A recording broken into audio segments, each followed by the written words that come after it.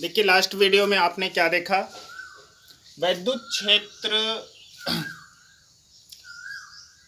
की तीव्रता प्राप्त की किस पे, एक अनंत लंबाई के सीधे तार पे। ठीक है, किसके आधार पर, गॉस के नियम के आधार पर, यानी कि गॉस की प्रमेय का अनुप्रयोग चल रहा है। ठीक है, इसके आधार पर आपने क्या प्राप्त किया था, वैद्युत क्षेत्र की तीव्रता अनंत लंबाई के तार पर, एक समान अनंत लंबाई के तार पर वैद्युत क्षेत्र की तीव्रता की गणना आपने की थी।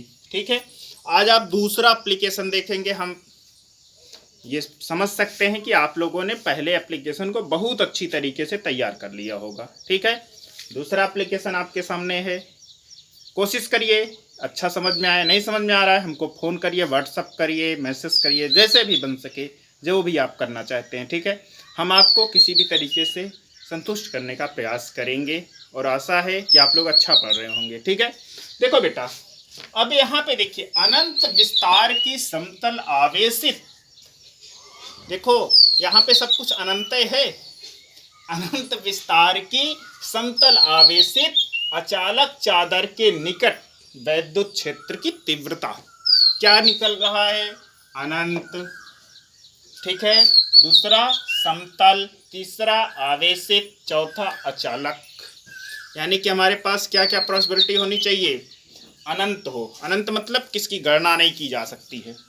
ठीक है, समतल होनी चाहिए, बराबर होनी चाहिए, ये भी नहीं किधर उधर, अनंत हो, समतल हो। कल्पना देखिए, आवेशित हो, जो चादर होनी चाहिए वो क्या होनी चाहिए, आवेशित होनी चाहिए लेकिन अचालक होनी चाहिए।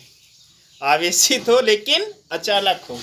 ठीक है, निकट, अब उसके निकट वैद्युत क्षेत्र की तीव्रता की गणना करनी है, यानी कि उसके निकट की जो वैद्युत क्षेत्र की तीव्रता आएगी उसकी गणना हम कैसे करेंगे। ठीक है, हम यहाँ पे एक कल्पना करते हैं, हमारे पास एक चादर मिल गई है। ठीक है, अब इस चादर पे सबसे पहले क्या होना चाहिए, अनंत है। मान लो अनंत है, मानना पड़ेगा क्योंकि अनंत बन नहीं सकता है। अनंत हमने मान लिया।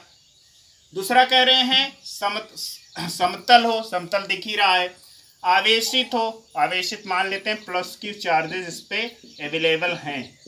कुल कितने चार्जेस हैं, प्लस क्यू चार्जेस हैं, भर दो इसमें प्लस क्यू चार्ज। ठीक है, कोई कंफ्यूजन तो नहीं है। चलो, प्लस क्यू चार्ज हमने इसमें डाल दिया, खूब भर गया। ठीक, अब हम क्या करेंगे,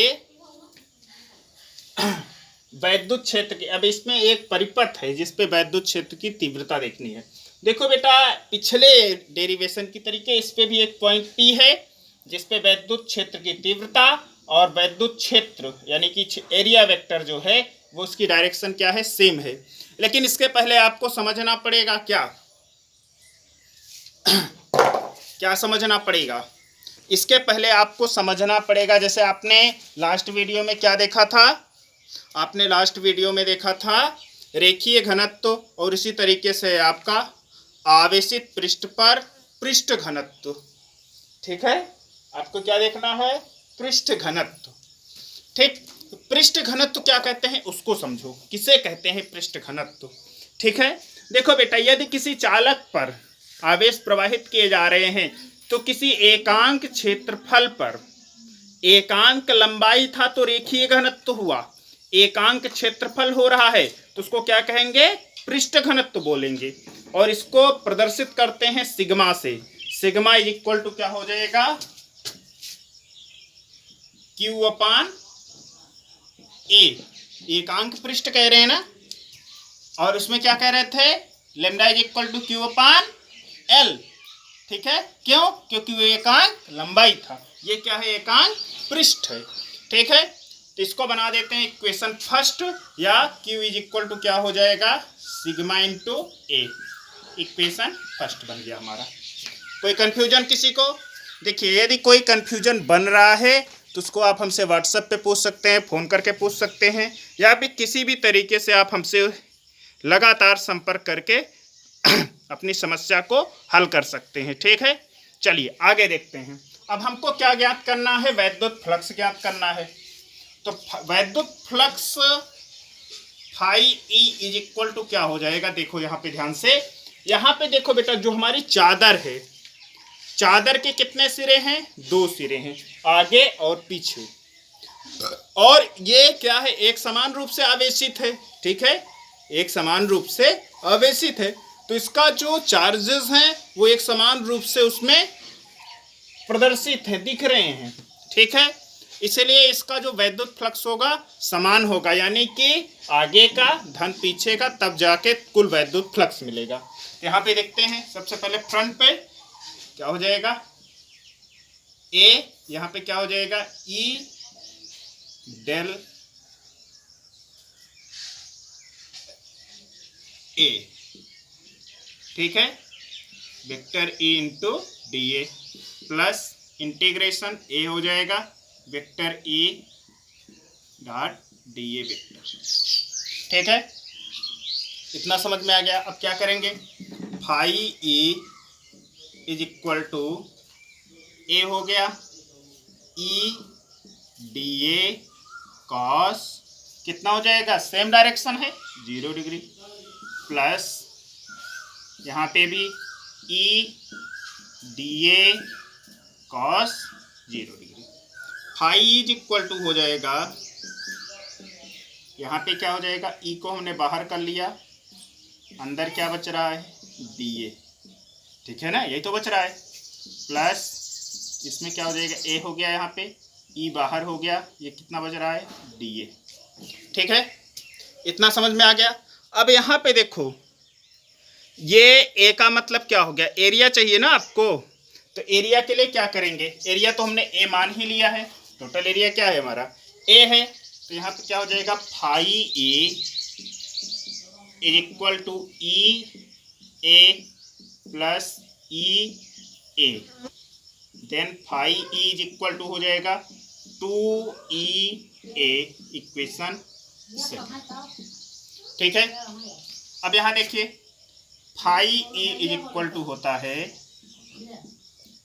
Q अपान एप्सिलॉन नॉट, होता है बेटा, Q की वैल्यू फर्स्ट इक्वेशन से रख दो, यहाँ लिख सकते हो from equation first, okay, then phi A is equal to Q की वैल्यू क्या है, sigma A upon epsilon not, equation बनाएंगे थर्ड, ठीक है। सेकेंड और थर्ड का यूज कर लेंगे, यहाँ लिख सकते हैं from equation second and third, ठीक है। तो 2 ए इज इक्वल टू हो जाएगा sigma A upon epsilon naught, A से cancel, E is equal to क्या हो जाएगा, सिग्मा अपान 2 एप्सिलॉन नॉट, क्या मिलेगा, A is equal to sigma upon 2 epsilon naught, ठीक है, क्लियर है। फिर से एक बार देख लो, sigma is equal to Q upon A, then Q is equal to sigma A, phi A is equal to 2 parts में डिवाइड करके लास्ट में मिल गया phi is equal to 2 A, ठीक है। अब यहाँ पे देखेंगे, यहाँ पे क्या देख रहे हैं, फाई की वैल्यू मिल गई, ठीक है, phi is equal to Q upon epsilon not, Q की वैल्यू इक्वेशन फर्स्ट से हमने पुट करके रख दी, ठीक है। इक्वेशन फर्स्ट सेकंड और थर्ड का यूज करके ई इज इक्वल टू क्या मिल जाएगा, sigma upon 2 epsilon not. Clear है सब लोगों को, विधिवत तैयार करो, अच्छी कॉपी बनाओ, सब रट डालो, कुछ मत छोड़ो, अच्छा अवसर है, ठीक है, समय पर्याप्त है, मौसम भी अच्छा है, खूब पढ़ो, ठीक है, जो भी समस्या है पूछते रहिए। आज के लिए इतना ही।